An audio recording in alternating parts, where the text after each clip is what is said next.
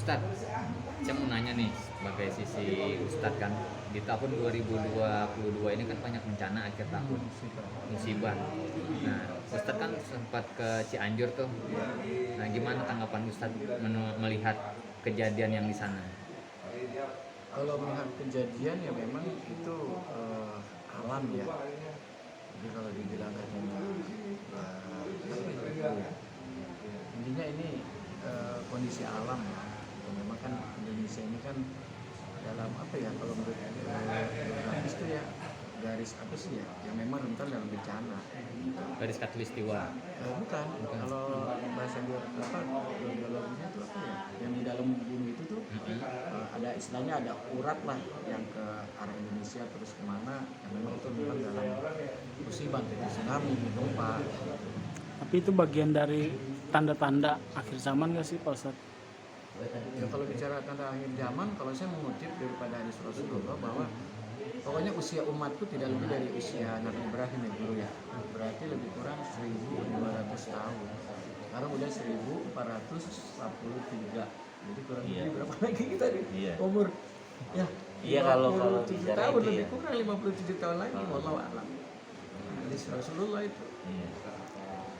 Sementara kan ada berapa ulama atau apa, maksudnya yang kan ada ritual, nah, maksudnya dari terdahulunya itu nggak dijalankan gitu, ngerti nggak maksudnya Ustaz? Tradisi yang nggak sempat dijalankan, sementara dari leluhur sana itu bukan tradisi, maksudnya ajaran. Ajaran tuh bukan tradisi soalnya. Adat istiadat lah ya. Iya. Ada pengaruhnya nggak kayak gitu?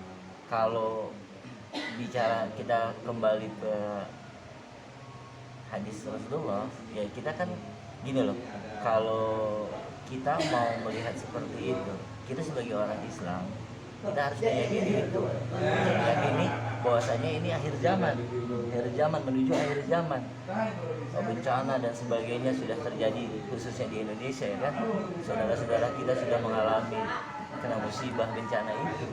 Nah kita nih sebagai umat, sebagai hamba, apa nih yang harus kita lakukan saat ini untuk benar-benar menghadapi yang dikatakan oleh Rasulullah akhir zaman nanti gitu. Jadi persiapan kita apa nih sekarang nih, yang hakikinya itu yang harus kita lebih bagaimana kita serukan kepada teman-teman kita, saudara kita, ayolah ini kapan lagi kita mau gitu memperbaiki, khususnya memperbaiki diri kita, itu aja gitu.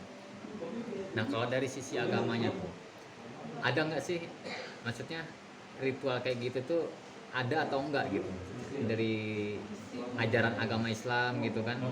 Ada nggak yang kayak gitu yang harus dijalankan atau enggak gitu? Nah, yang harus dijalankan Kan ada ritual. Ritual kan kayak misalkan untuk bumi, untuk laut gitu kan ada maksudnya. Kalau itu apa ya, bisa dibilang itu kan memang budaya ya jatuhnya itu ya. Ini menurut Islam bagaimana kalau menurut Islam, tadi bicara menurut Islam. Kalau menurut Islam itu ya kita mengikuti ajaran Islam itu seperti apa dan harus bagaimana. Kita dalam menghadapi musibah itu seperti apa dan harus bagaimana, itu ajaran Islam gitu. Kalau bicara adat dan kebiasaan itu ya kita kembali lagi, kita orang apa? Islam, ya ikuti ajaran Islam gitu. Bukan berarti kita tidak percaya dengan ini bukan, tapi kita tetap kembalinya ke ajaran Islam yang sebenarnya gitu. Bukan ya nggak percaya dengan itu masing-masing lah kalau bicara itu ya. Tapi kita tetap kembali lagi nih, karena kita keyakinan kita Islam, ya kita harus yakini Islam, benar nggak gitu? Nah, ini kan kejadian itu nggak cuma di Cianjur Ustaz, di Pati juga. Jaraknya kan nggak jauh, di bulan yang sama gitu. Apakah di akhir tahun, di tahun baru lah, di tahun baru nanti akan kejadian kayak gitu lagi atau enggak? Bingung nih jawabnya. Gini, kalau lihat sejarah pada waktu dulu ya, pada waktu zaman Nabi ya, yang jelas kayak Nabi Su'aib, Nabi apa tuh namanya, Nabi Soleh kalau nggak salah. mereka semata-mata karena memang tidak taat, tidak mengerti apa yang menjadi ajaran Nabi dan Rasulullah SAW. Nah kalau saya melihat sekarang, ini semua nih khusus Indonesia ya, saya melihat secara umum. Seperti waktu lalu kan kita Maulid, itu hampir semua melaksanakan Maulid, iya kan? Hampir semua kita merasakan yang namanya silaturahim lagi setelah COVID ini selesai. Nah, cuman kembali lagi, ini adalah bentuk kasih sayang dulu ya, kasih sayang Allah untuk kepada kita. Kan ada dua, Pak. Ujian ini kan ada dua, ujian manis, ujian pahit. Nah, kadang kan orang terlena dengan ujian yang manis. Kita nggak tahu dikasih kemewahan, keindahan gitu kan, nggak terasa gitu. Seperti juga cerita monyet ketiup angin. Ya kan, monyet kan di atas pohon mau dikritik kayak apa dia mah aman-aman aja, tapi dikasih angin sepuas baru dia jatuh. Nah itu kalau orang diuji sama keindahan, kenikmatan, tapi kalau diuji dengan ini itu tadi kita kembali nih muhasabah untuk diri kita sendiri apa sih. Saya nggak mempersalahkan siapapun itu ya, karena kembali lagi ya mampu ya, dosa perbuatan itu kan hanya kita yang tahu, hanya Allah gitu kan yang tahu dengan kita, tapi yang lain tidak tahu. Cuman bagaimana kita kembalikan diri kita nih, yang dia bilang kembali kepada diri kita, bagaimana kita melihat atau menanggapi hal ini, bahwa ini adalah itu tadi bentuk kasih sayangnya Allah pada itu. Allah memberikan ini semua ketika kita betul-betul tabah, tawakal, insya Allah ya, apapun yang akan yang menjadi ujian kita nanti di akhirat Allah akan jalankan. Karena ada salah satu sabda daripada Rasulullah SAW, bahwa Allah itu umat Rasulullah adalah umat yang paling paling khusus ya, paling mulia. Jadi Allah tidak menguji umat Rasulullah itu di akhirat, tidak, melainkan di dunia. Kalau salah hadis riwayat Tirmidzi kalau nggak salah. Nah dengan apa? Dengan tadi gempa, bencana, dengan huru hara, dengan saling bertengkar. Itu ujian sebetulnya yang akan kita benahi. Bukan yang akan kita rasakan nanti seperti apa hasilnya. Ketika ujian yang tadi Rasulullah bilang kita bisa melewatinya dengan baik, ya kan, dengan mendekatkan diri kepada Allah, dengan itu akan menjadi sunnah, semua itu akan berjalan dengan baik. Memang sih guru maafin ya, saya ketika sampai di sana saya kok merasa ya Allah seperti ini ya ternyata, dan yang dirasakan di sana juga itu maaf, gempanya itu bukan begini.